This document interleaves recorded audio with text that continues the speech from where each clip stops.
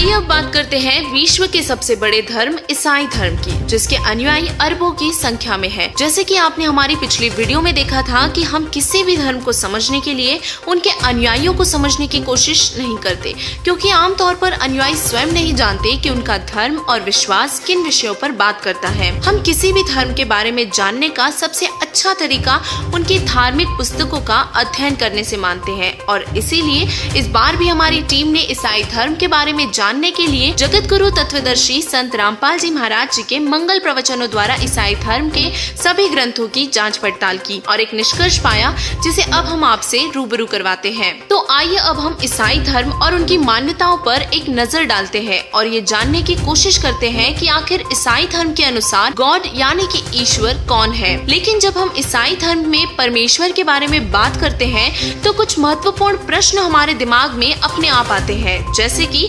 आखिर गॉड यानी कि ईश्वर कौन है? क्या ईश्वर और यीशु एक ही है? क्या बाबा आदम जी सचमुच पहले मानव थे? क्या ईश्वर निराकार है या फिर क्या मांस खाने का आदेश ईश्वर का है? ये सारे सवाल अभी तक हम सभी के लिए रहस्य बने हुए हैं, लेकिन ऐसे न्यूज की टीम द्वारा इन सभी प्रश्नों का प्रमाण के साथ उत्तर दिया जाएगा। पूरी दुनिया में लोग परमेश्वर की खोज में हैं, चाहे वे आस्तिक हो या नास्तिक, सभी को भगवान की आवश्यकता है। यह वीडियो आपके लिए संपूर्ण समाधान होगा। यदि आप जानना चाहते हैं कि हम भगवान को कैसे प्राप्त कर सकते हैं तथा हमें पूर्ण मोक्ष कैसे मिलेगा, तो वीडियो को अंत तक जरूर देखें। तो आइए अब पहले आपको ईसाई धर्म का एक संक्षिप्त विवरण देते हैं।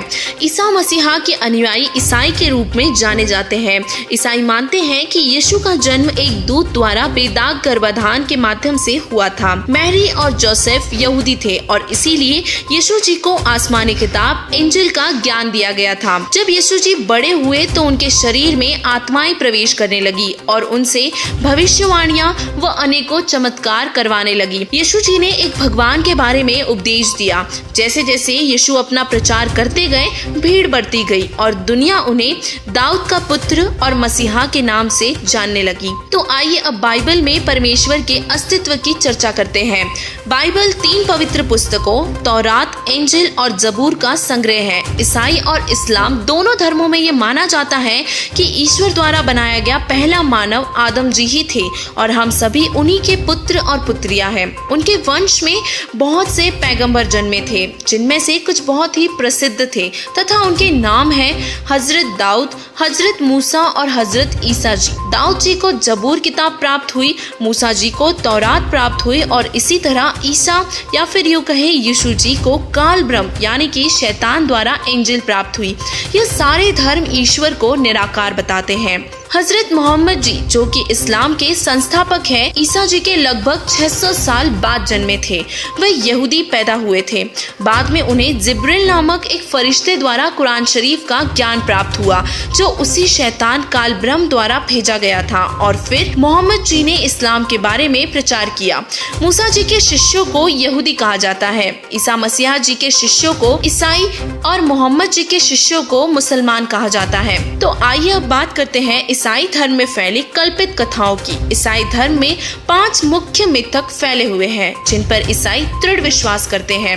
अब हम आपको इन सारी पौराणिक कथाओं की सच्चाई बताएंगे। बाइबल में लगभग 40% ज्ञान कुरान शरीफ के ज्ञान के समान है और यही कारण है कि दोनों धर्मों में कई समानताएं भी है। तो आइए अब बात करते हैं मिथक नंबर 1 की, जिसके चलते ईसाई धर्म में परमेश्वर को निराकार माना जाता है। भगवान के निराकार होने के बारे में ईसाई धर्म का विश्वास पवित्र बाइबल का खंडन करता है, क्योंकि बाइबल के उत्पत्ति ग्रंथ में सृष्टि रचना के 6ठे दिन में स्पष्ट लिखा है कि भगवान ने मनुष्य को अपने ही स्वरूप में नर और नारी करके बनाया है, अर्थात परमेश्वर मनुष्य दृश्य साकार है। मिथक नंबर 2, ईसाई धर्म में यीशु ईश्वर है। यह ईसाई धर्म में सबसे बड़ा मिथक है कि यीशु को भगवान के रूप में देखा जाता है। यीशु इस पृथ्वी पर काल ब्रह्म द्वारा भेजे गए कुछ अलौकिक शक्तियों से युक्त एक नबी थे। उन्हें विष्णु लोक से भेजा गया था, जिसके बारे में पूर्ण रूप से जानकारी कोई तत्वदर्शी संत ही दे सकता है। इसी विषय में स्वयं कबीर परमेश्वर जी ने कबीर सागर में मोहम्मद बोध में कहा है, ईसा पैगंबर पढ़े किताबा, उसका नाम इंजिल किताबा, सलाम लेख ता हम कीना, दस्ता बोस उन्हू उठी लीना, तहवा बैठे विशंभर राय, वहाँ पीर तो वही खुदाई। यह विष्णुपुरी है भाई, या में भी एक बैकुंठ समाई, विष्णु है यहाँ का प्रधाना, सुन मोहम्मद ज्ञान विज्ञाना। अब आपको बाइबल के कुछ छंद दिखाते हैं जो साबित करते हैं कि यीशु ईश्वर के पुत्र थे, जिन्हें परमात्मा के संदेश को फैलाने के लिए भेजा गया था। इन छंदों में यह बताया गया है कि यीशु को भगवान द्वारा पूर्ण परमात्मा का संदेश देने के लिए भेजा गया था। वह ईश्वर का पुत्र या दूत था। मिथक नंबर 3, ईसाई धर्म में कोई पुनर्जन्म नहीं होता। इस्लाम और ईसाई दोनों धर्मों में यह माना जाता है कि कोई पुनर्जन्म नहीं है। यह माना जाता है कि सभी मनुष्य मरते रहेंगे जब तक ये सृष्टि बनी रहेगी। उन्हें कब्र में दफन रहने दो। जब कयामत आएगी तो मृतकों को कब्रों से बाहर लाया जाएगा। उनके कर्मों का हिसाब ईश्वर द्वारा दिया जाएगा। जिनके कर्म जबूर, तौरात, इंजिल और कुरान शरीफ के अनुसार है, वे स्वर्ग में रहेंगे, और जिन लोगों ने चारों पुस्तकों का पालन नहीं किया, उन्हें हमेशा के लिए नर्क भेजा जाएगा। उसके बाद सृष्टि हमेशा के लिए नष्ट हो जाएगी। यह धारणा गलत है, क्योंकि जब हजरत मोहम्मद जी को जिब्रील द्वारा स्वर्ग ले जाया गया था तो वहाँ उन्होंने हजरत दाऊद, हजरत मूसा, हजरत यीशु और हजरत अब्राहिम आदि को देखा था। यदि हम पूर्वोक्त कथन को मानते हैं तो यीशु, मूसा आदि को कब्र में दफनाया जाना चाहिए था। अगर वे कयामत तक कब्र में रहने के लिए थे तो वे स्वर्ग में कैसे गए? इससे साबित होता है कि स्वर्ग और नर्क मौजूद है, पुनर्जन्म भी होता है।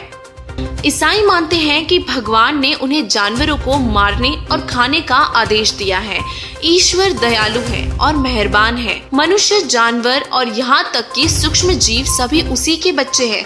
फिर वह अपनी एक संतान को दूसरी संतान को मारने का आदेश कैसे दे सकता है? भगवान ने जानवरों के लिए घास और पत्तेदार सब्जियां और मनुष्यों के लिए भोजन के रूप में अनाज, फल और पत्तेदार पौधे बनाए हैं। यही प्रमाण बाइबल के उत्पत्ति ग्रंथ में मिलता है, जिसमें सृष्टि रचना के दौरान परमेश्वर इंसानों और अन्य जानवरों को शाकाहारी होने का आदेश दे रहे हैं। इसके बाद वाले सारे आदेश यीशु जी के अंदर प्रवेश करने वाली प्रेत आत्माओं के हैं, परमेश्वर के नहीं।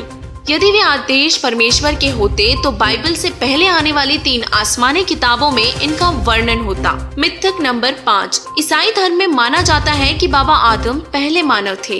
ईसाइयों और मुसलमानों दोनों धर्मों का मानना है कि आदम जी इस धरती पर पहले इंसान थे, जो कि सच नहीं है। बाबा आदम के जन्म से सैकड़ों साल पहले राजा नभिराज के पुत्र ऋषभदेव हुए हैं, जो कि जैन धर्म के संस्थापक थे। ऋषभदेव जी की आत्मा आदम के रूप में दोबारा जन्मी थी। इस उदाहरण को हमने जैन धर्म के पवित्र लेख में पाया, जो कि आओ जैन धर्म को जाने पुस्तक के पृष्ठ संख्या 154 में दर्ज है।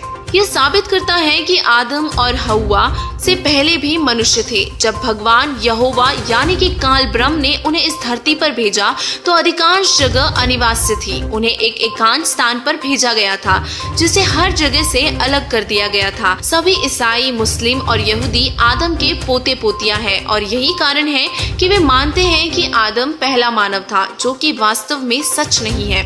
पवित्र बाइबल और कुरान शरीफ बताते हैं कि परमेश्वर एक ही है, लेकिन आखिर वो है कौन? हमारे पिछले वीडियो में आपने कुरान शरीफ से अल्लाह अकबर की वास्तविक जानकारी ली थी। इस बार भी हम आपको पवित्र बाइबल में से परमेश्वर की वास्तविक जानकारी देंगे। प्रश्न ये है कि बाइबल के अनुसार पूर्ण परमात्मा कौन है? ऐसे न्यूज की पड़ताल से इस प्रश्न का उत्तर स्पष्ट है। पूर्ण परमात्मा का नाम कबीर है। जी हाँ, आपने सही सुना। कुरान शरीफ में भी पूर्ण परमात्मा का नाम हमने कबीर ही पाया था। यही प्रमाण ईओफ 36.5 ऑर्थोडॉक्स ज्यूइश बाइबल पुस्तक में हमें मिलता है, जिसमें लिखा है कि पूर्ण परमात्मा कबीर है, जो किसी से भी नफरत नहीं करता। उसका वास्तविक नाम कबीर है और वह अपने उद्देश्य में दृढ़ है। ऐसे न्यूज की सटीक और प्रमाणित जानकारी के बाद भी कई दर्शकों के मन में सवाल उठ रहे होंगे कि हमने तो ऐसा पहली बार सुना है। ऐसे लोगों से निवेदन है कि ऐसे न्यूज आपको बेप्रमाणित बातें कभी नहीं दिखाएगा। आपको चाहिए कि जगत गुरु तत्वदर्शी संत रामपाल जी महाराज जी के सत्संग सुने और उसके बाद अपने सदग्रंथों को स्वयं खोलकर अपनी आंखों से प्रमाण को देखें। आज ऐसे न्यूज की स्पेशल रिपोर्ट में ये पाया गया कि ईसाई धर्म में सच्चे भगवान की वास्तविक जानकारी किस किसी को भी नहीं। विश्व प्रसिद्ध संत रामपाल जी महाराज जी ने प्रमाणित करके बताया है कि परमेश्वर की सत भक्ति का तरीका पूरे विश्व में केवल उन्हीं के पास है। और इसीलिए इस वीडियो को देखने वाले हमारे सभी ईसाई भाई बहनों से प्रार्थना है कि इस वीडियो को हर ईसाई तक पहुंचाए और संत रामपाल जी महाराज जी की शरण में आकर अपना कल्याण करवाए।